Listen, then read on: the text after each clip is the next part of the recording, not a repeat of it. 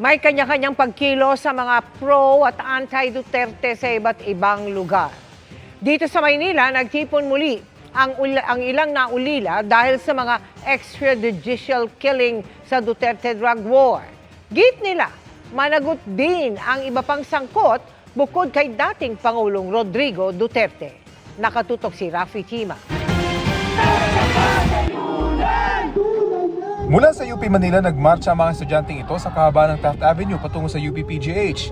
Dito, sinalubong sila ng ilang kaanak na mga namatay sa kasagsagan ng drug war. Tangan nila ang mga kandila na itinirik bilang alaala sa mga naging biktima ng giyera kontra droga. Lahanin natin ang bawat biktima noong rehimeng Duterte. Kasama sa mga nagrally si Nanay Purisima. Pinasok daw ng mga pulis ang kanilang bahay sa Caloocan, Agosto noong 2017. Pinalabas siya at pinaslang ang kanyang asawa. Basta nasimulan na po, masaya na po kami. Lalo na siguro kung mahatulan na po siya, mas masaya po kami. Magkakamit na po natin yung justisya.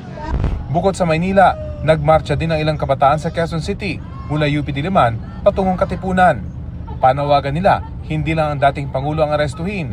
Dapat din daw panagutin sina dating PNP Chief at Senator Bato de la Rosa at iba pang sangkot sa madugong war on drugs.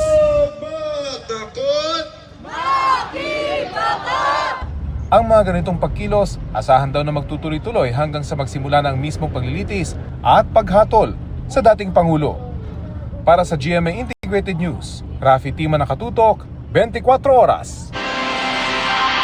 Nagkasarin ng mga pagkilos ang mga taga-suporta ni dating Pangulong Rodrigo Duterte na nakatakdang humarap sa ICC maya-maya. Hiling nila, mapauwi na sa bansa ang dating Pangulo.